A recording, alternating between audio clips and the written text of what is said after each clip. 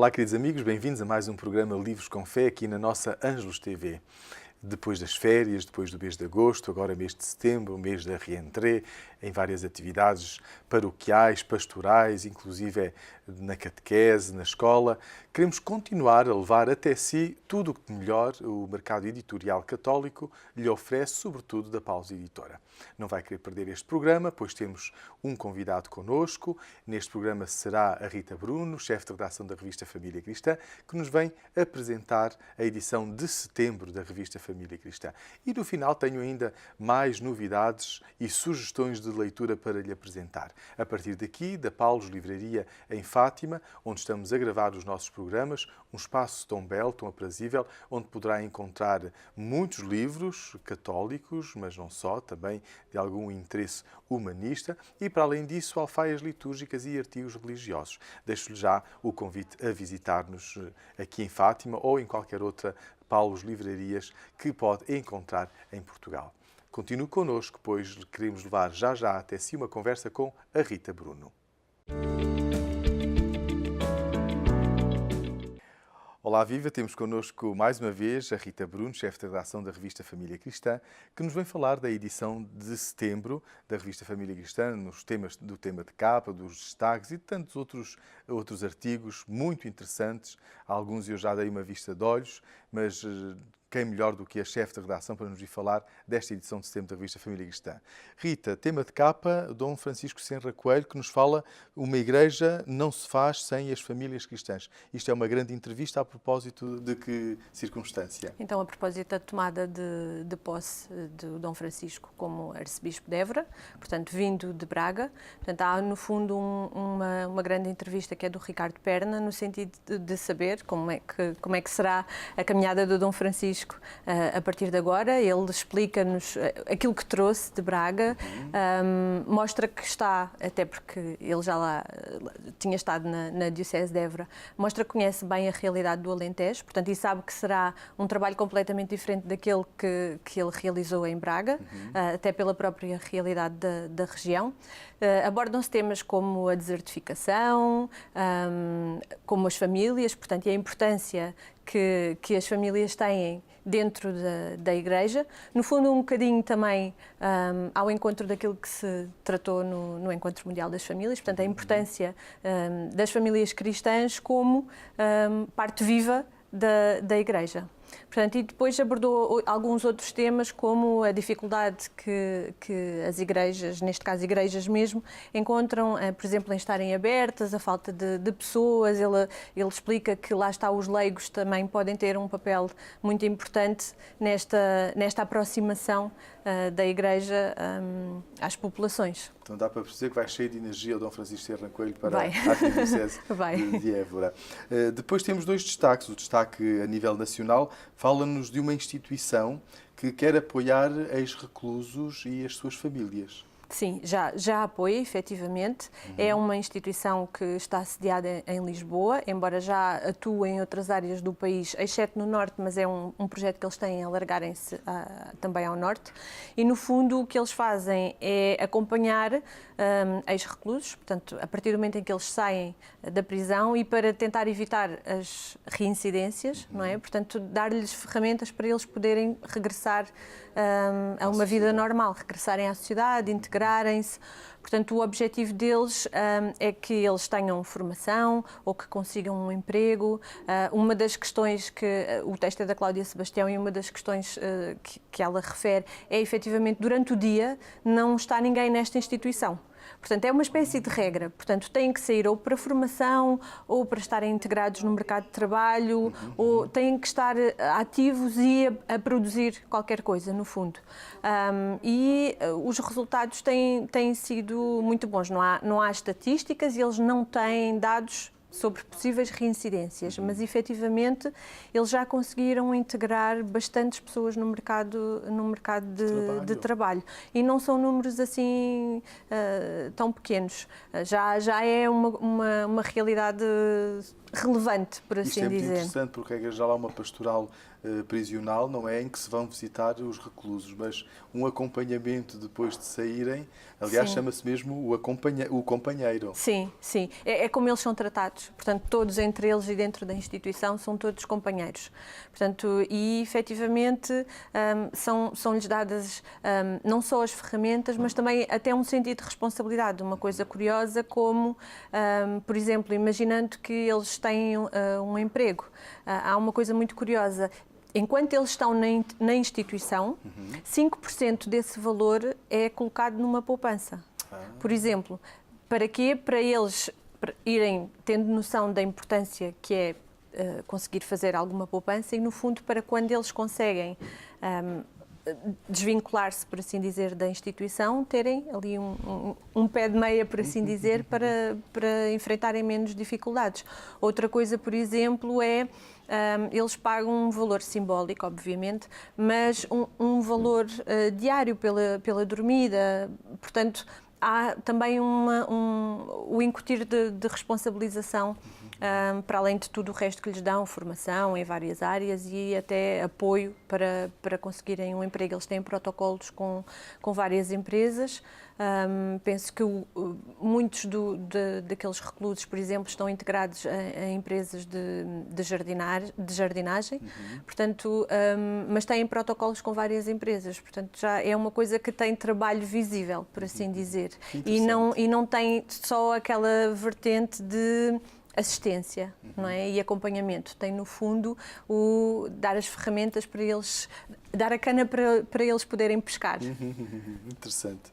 Um tema incontornável sobre a Igreja foi o Encontro Mundial das Famílias na Irlanda, em que o Papa Francisco também participou. Exatamente. O Encontro Mundial das Famílias, a maior parte da comunicação social centrou-se sobre os dias em que o Papa esteve lá, não é? E o pedido de desculpas que ele fez relativamente à situação dos abusos sexuais sobre menores, mas no fundo houve vários dias de trabalho relacionados com a família, em que foi muito trabalhada a Amoris Laetitia pelas famílias, portanto houve participação portuguesa, um grupo de portugueses esteve lá em representação e no fundo foram analisadas o que eles chamam de boas práticas, não é? Que já se fazem em outros países relativamente à família e uma vez mais foi salientado o papel importante que a família tem dentro da Igreja e no apoio a todos os membros. Portanto, o trabalho que cada família pode fazer junto de outras famílias e, por exemplo, em questões como o acompanhamento de famílias que passam pelo luto, que passam por problemas de infertilidade, aborto, portanto, todos os temas inerentes à vida familiar. Inerentes à vida familiar e, no fundo, as boas práticas que as famílias cristãs podem ter junto de outras famílias. Famílias evangelizam as famílias. Exatamente. Inclusive o Papa apelou ao espírito missionário das famílias, portanto, dentro das suas próprias comunidades. Que bom que a família cristã foi aos conteúdos do encontro e não se ficou apenas por tudo aquilo, burburinho e o rumor que se criou à volta de tantas outras situações, que não deixam de ser, obviamente, graves, não é? Mas o Encontro das Famílias também quer ajudar as famílias a serem famílias. Também acabou por abordar, não é? Na carta do Papa. Pois, porque a família cristã, na sociedade, publicou a carta que o Papa Francisco escreveu ao povo de Deus, precisamente relacionada com a questão dos abusos, em que ele pede desculpa e, no fundo, faz um meia-culpa daquilo que foi a postura da Igreja neste caso, onde aborda a questão do sofrimento das vítimas, portanto, sobreviventes de abusos, que é como está referido, e a referência que ele faz é que quando um membro da Igreja sofre, todos sofrem. Portanto, inclusive depois desta carta e depois do encontro, entretanto, os bispos, durante o encontro que tiveram, também fizeram uma carta a expressar agradecimento e apoio ao trabalho que o Papa Francisco está a desenrolar. Ele que tem sido um bocadinho criticado e tem estado assim um bocadinho sob tensão relativamente a este tema. Quer dizer então que esta carta que o Papa escreveu pode ser lida na íntegra na Família Cristã de Setembro? Sim. Portanto, se as pessoas não têm acesso à internet, podem encontrá-la aqui na Família Cristã. Sim, podem encontrar. Depois, na educação, fala-se também, aliás é um artigo teu, sobre as crianças e o desporto e como iniciá-las no desporto. Sim, é o mês de setembro, portanto o mês em que estamos todos a retomar as atividades e pronto, os pais muitas vezes têm a questão relativamente às atividades extracurriculares dos filhos, o que é que vão fazer, e então a nós, enquanto redação, nós colocámos a questão como é que isto se escolhe, há desportos mais indicados, não há, portanto fomos falar com uma pediatra que indica que sim, que para algumas situações, alguns problemas ou de comportamento ou até algumas patologias, há desportos que são mais aconselhados, mas isto não é também uma ideia fechada, não é? Esta criança sofre de hiperatividade, tem que ir fazer artes marciais. É efetivamente uma coisa que é aconselhada devido às características, por exemplo, das artes marciais, que é o exemplo que eu me estou a lembrar, mas também não quer dizer que seja uma coisa fechada e que aquela criança só pode ir fazer aquele desporto. No fundo, há um bocadinho que respeitar também o gosto da criança para a manter motivada. E, a par disto, numa das outras entrevistas que realizei, e que falei com um professor de Educação Física e um professor Sidónio Serpa, que está muito ligado ao desporto, foi ginasta, professor de ginástica, acompanhou atletas de alto rendimento, portanto ele está muito por dentro do assunto, e foi engraçado porque num artigo que era suposto, então como é que vamos aqui escolher as atividades para os miúdos, ele começou logo por falar dos malefícios do desporto. Sim? Sim, foi engraçado. É uma pessoa que vive do desporto, que está ligada ao desporto, mas ele também é psicólogo, é preciso que seja dito, e tem um trabalho relacionado com a psicologia e o desporto. Portanto, foi engraçado porque vamos à procura de um tema, pronto, mais leve, por assim dizer, e foi muito interessante porque ele aponta os malefícios do desporto, e os malefícios estão relacionados essencialmente com o facto de um momento para o outro se voltar uma prática desportiva para um alto rendimento, quando estamos a falar de crianças muito pequenas, e que depois, no fundo, o projeto de vida delas passa a estar focado só no desporto. Portanto, são por aí os malefícios, porque obviamente em termos de desenvolvimento e de saúde e tudo mais, o desporto tem benefícios. Mas achei muito engraçado porque ele disse que não é uma coisa tão leve assim. Ele deu um exemplo que por acaso não foi possível incluir na revista, mas ele deu um exemplo que é, então vamos pôr o menino na ginástica, porque geralmente é o desporto aconselhado, vamos lá pôr o menino, só que depois o menino até tem jeito, e depois o treinador até vê que ele tem jeito, e o menino começa a fazer coisas já mais a nível competitivo, e de repente fica ali numa bola de neve, porque se calhar chega a um certo ponto que até quer desistir, mas depois vai perder os amigos, e depois já teve resultados tão bons e agora vou voltar para trás. Portanto, e surge assim de uma coisa pequena. Portanto, foi muito interessante. E foi muito interessante porque ele usa uma frase que eu coloquei no artigo e que acho que resume tudo, que é: o desporto não é isolado da sociedade. Portanto, e é fruto da sociedade em que está inserido. Portanto, tem todas as coisas boas e todas as coisas más que a própria sociedade tem. Portanto, foi muito interessante. E depois ele diz coisas como: então, e o que é que vamos pensar quando vamos escolher um desporto? A primeira coisa é olhar para o treinador e para o clube. Se o treinador, estamos a falar de crianças, não é? Se o treinador, por exemplo, diz: os meus atletas, ele diz logo: fujam.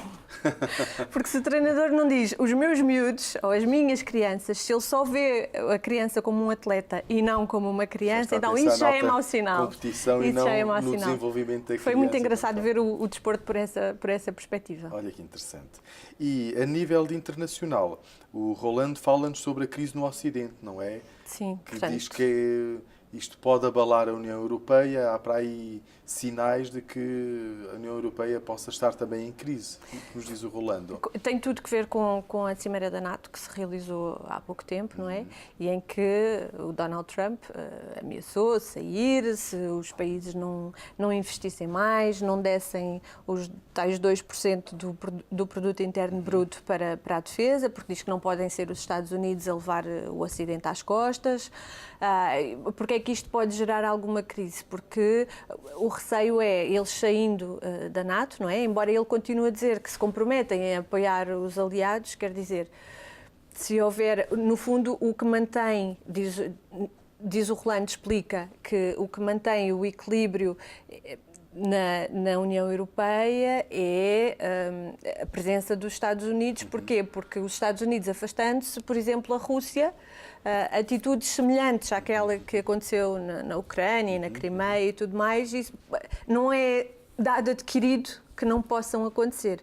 O Rolando utiliza até um exemplo de um jornalista com quem falou, que diz que o que mantém a Rússia afastada são os soldados que estão presentes, norte-americanos que estão presentes no país dele, e que ele não sabe o que é que acontece se aqueles soldados saírem de lá. Portanto, a União Europeia fica a meio, não é? Caminho entre eles dois, e qualquer desequilíbrio que haja pode trazer problemas para a União Europeia. Continuar a acompanhar este tema. Sim.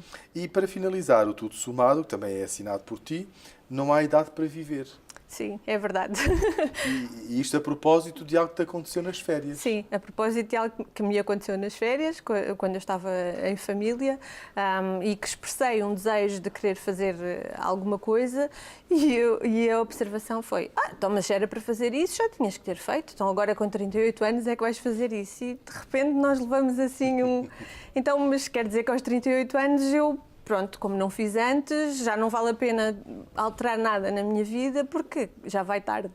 Portanto, é um bocadinho por aí. A minha, aquela expressão chocou-me, talvez porque eu seja uma pessoa que gosta sempre de ter objetivos e sonhos e tudo mais, e aquilo chocou-me um bocadinho porque fiquei a pensar quantas pessoas não pensarão daquela maneira e não deixarão coisas por fazer porque na cabeça delas tinham que as ter feito antes e como não fizeram, então agora já não se faz. Por causa dos preconceitos da idade.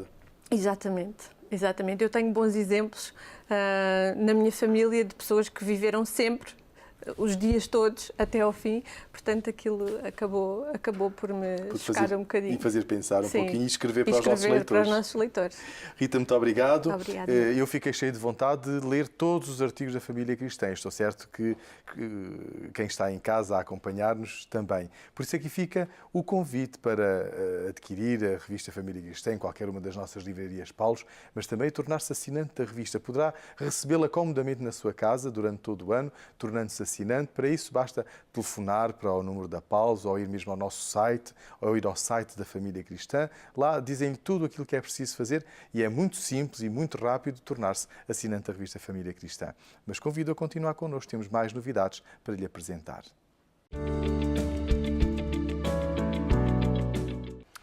E tenho sugestões de leitura para lhe apresentar, porque o novo arcebispo de Évora tomou posse em Évora, falamos de Dom Francisco José Senra Coelho. O primeiro livro que lhe quero aconselhar intitula-se Evangelizar em Diálogo e é precisamente Dom Francisco José Senra Coelho, o novo arcebispo de Évora.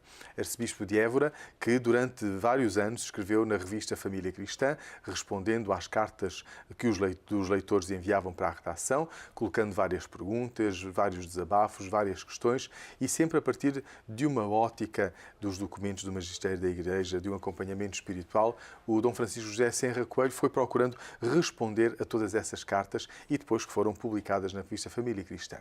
Porque muitas pessoas tinham saudades de poder encontrar estes seus escritos, porque eram de grande ajuda espiritual, então decidimos compilar um livro, recolher todas essas respostas em livro, dividi-lo em 5 partes, por isso dando-lhe uma divisão a partir de várias temáticas, como fé e testemunho, a Igreja e a tradição, Bíblia e espiritualidade e valores e contravalores. E aqui, então, podemos encontrar as respostas às várias cartas que o Dom Francisco José Senra Coelho, na altura padre Senra Coelho, foi respondendo na revista Família Cristã. Por isso, uma obra que aconselhamos para conhecer melhor o novo arcebispo de Évora, Dom Francisco José Senra Coelho.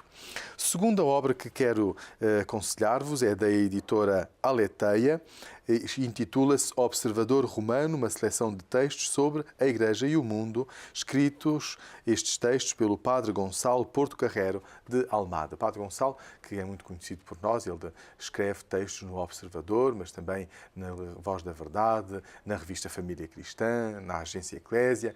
Então, podemos encontrar vários escritos que nos ajudam a compreender a atualidade do Padre Gonçalo Porto Carrero de Almada e que agora está compilado. Foram recolhidos esses textos selecionados neste livro que se intitula Observador Romano. O Padre Gonçalo Porto Carrero de Almada, que nós já o conhecemos, quer pela sua escrita lúcida, quer pela sua capacidade de refletir os acontecimentos que vão sucedendo e que vão chegando até nós a partir da comunicação, mas também muitas das vezes com um tom humorístico, mas sem deixar de nos fazer pensar nestas temáticas que são muito sérias. Então fica aqui uma boa leitura, uma leitura, eu não diria descontraída, mas uma leitura que a partir de uma certa descontração nos faz refletir e pensar sobre o mundo que nos circunda, que nos rodeia e através de uma ótica cristã. Eu apenas gostaria de vos chamar a atenção a alguns dos títulos muito interessantes desta obra. Por exemplo, A Igreja no Banco dos Réus, Ó Tempos ou Mors, a Invasão dos Bárbaros, da religião do livro ao livro da religião, da fé na ciência à ciência da fé, questões de fraturas sociais, dar a César o que é de César. Então, tantas temáticas que ajudam-nos a compreender o mundo em que vivemos, mas, sobretudo, a olhar para este mundo com os valores cristãos. Terceira obra que desejo apresentar-vos e aconselhar-vos é um romance editado pela Multinova e pela Paulus e que se intitula Os Piedosos Truques de Reginaldo de Thomas Hervouet. É uma tradução do original francês e vem na sequência de um livro que foi um sucesso também editado pela Multinova e pela Paulus, cujo título era Senhor Bispo Pároco Fugiu. Então, esta coleção e também este romance são romances que abordam temas da vida cristã, mas numa perspectiva humorística. Se o primeiro volume, Senhor Bispo Pároco Fugiu, tratava da questão de um padre que entra em burnout e por isso entra em crise e todas as vicissitudes que levam a uma solução de um problema inesperado, já este romance vai falar acerca da vida familiar e vai falar do matrimónio católico. Isto é, um pai que, ao ver a filha namorar com um jovem que não era católico, vai fazer tudo por tudo para que ele se possa converter, para seguir os valores tradicionais da família. Estou certo que não vai querer perder mais este romance, que o vai não só fazer rir, mas refletir sobre uma realidade tão importante nos nossos dias, como aquela da família, como aquela do matrimónio, mas, sobretudo, o quanto muitas das vezes o nosso ser cristão está mais associado a chavões, a slogans, a clichês, e que o que o Senhor Jesus nos pede verdadeiramente é que o possamos conhecer para viver na coerência o Evangelho e os ensinamentos de Jesus. Bom, ficam aqui então estas 3 sugestões de leitura que quisemos levar até si.